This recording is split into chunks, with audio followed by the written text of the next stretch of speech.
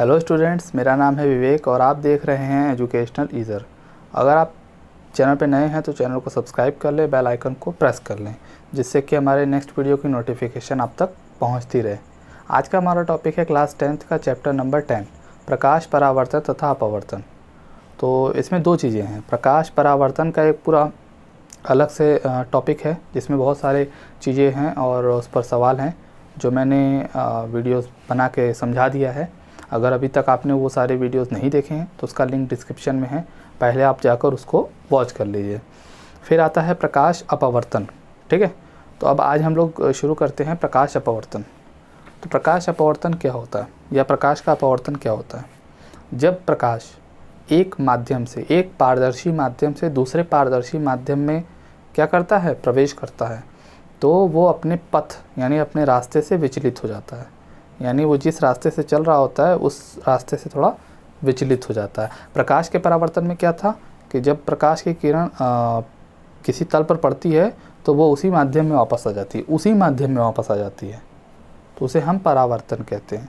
लेकिन जब यहाँ पर क्या है, दो पारदर्शी माध्यम है और एक माध्यम से प्रकाश दूसरे माध्यम में प्रवेश करता है, ठीक है, तो उसका पथ विचलित हो जाता है। इसका कारण यही है कि प्रकाश की चाल, अलग अलग माध्यमों में जो प्रकाश की चाल होती है वो अलग अलग होती है। निर्वात में प्रकाश की चाल 3×10⁸ मीटर प्रति सेकंड होती है, बाकी सब माध्यम में अलग अलग होती है। इसी कारण वो जब एक माध्यम से दूसरे माध्यम में जाता है तो क्या हो जाता है, विचलित हो जाता है। ठीक है, तो इसी को हम बोलते हैं प्रकाश का परावर्तन, अपवर्तन। ठीक, अपवर्तन में प्रकाश एक माध्यम से दूसरे माध्यम में जाती है, परावर्तन में प्रकाश एक माध्यम में ही एक तल से टकराकर उसी माध्यम में वापस लौट जाती है। दोनों अलग अलग चीज़ें हैं, आप पहले उस वीडियोस को अच्छे से देख लीजिए तब इसको समझिएगा। इसमें होता क्या है कि जैसे मान लो एक लाइन है, ये इस लाइन के ऊपर का जो माध्यम है वो वायु है, ठीक है, और इस लाइन के जो नीचे का माध्यम है वो कांच है। आप ये समझो, कांच जो होता है, कांच का जो अणु जो होते हैं काफ़ी पास पास होते हैं, ठीक है, तो उसको हम सघन बोलेंगे। यानी सघन माध्यम वो माध्यम कहलाएगा, ठीक है, जिसके अणु काफ़ी पास पास हों, ठीक है, और वायु जो है विरल माध्यम है, ठीक है। तो अब होता क्या है, देखो यहाँ पर एक किरण आ रही है, इसको हम आपतित किरण कहेंगे, ठीक है, आपतित किरण है। आपतित किरण, अब देखो यहाँ पे हो क्या रहा है, जब एक माध्यम से दूसरे माध्यम में जा रही है तो उसका रास्ता बदल जा रहा है ना, थोड़ा सा बदल जा रहा है।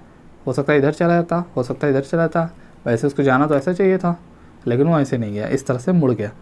तो हुआ क्यों? क्योंकि ये वायु से कांच में गया, यानी एक माध्यम से दूसरे माध्यम में प्रवेश किया। इसमें ये जो बिंदु है जहाँ पे वो प्रवेश कर रहा है एक माध्यम से दूसरे माध्यम में, इसको आपतन बिंदु बोलते हैं। ये जानते ही अभिलंब है। अभिलंब किसे कहते हैं?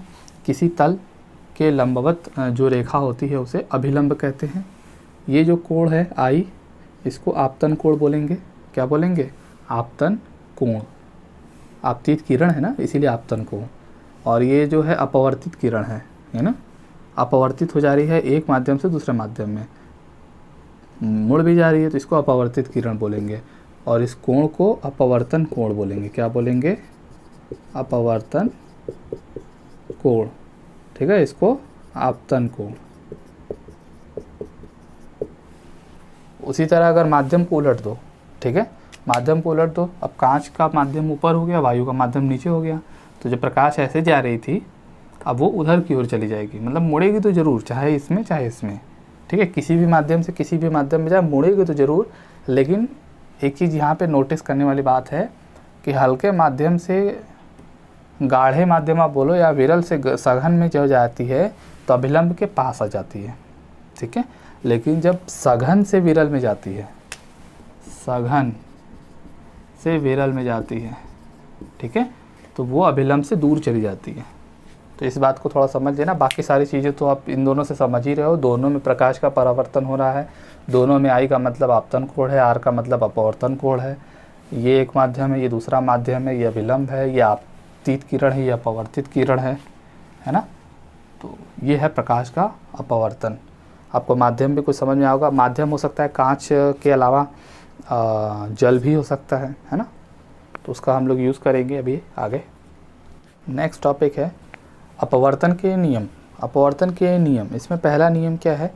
पहला नियम यही है कि आपतित किरण और अपवर्तित किरण और अभिलंब तीनों एक ही तल में होते हैं। ठीक है, ये है, ये आपतित किरण है,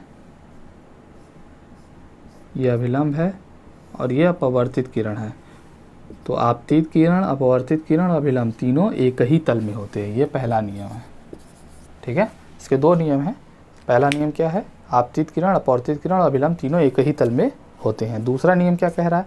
दूसरा नियम कह रहा है कि जो आपतन कोण I होती है और जो अपवर्तन कोण R होती है, उसकी ज्या का अनुपात, उसकी ज्या मतलब होता है साइन, तो उसकी ज्या का अनुपात जो होता है वो नियतांक होता है। क्या होता है?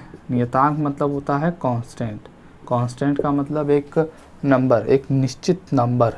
ठीक है, तो इसी को हम स्नेल का नियम भी बोलते हैं। किसका नियम बोलते हैं? स्नेल। एक बार और दोहरा देता हूँ। पहला नियम ये है कि आपतित किरण, अपवर्तित किरण और अभिलंब तीनों एक ही तल में होते हैं।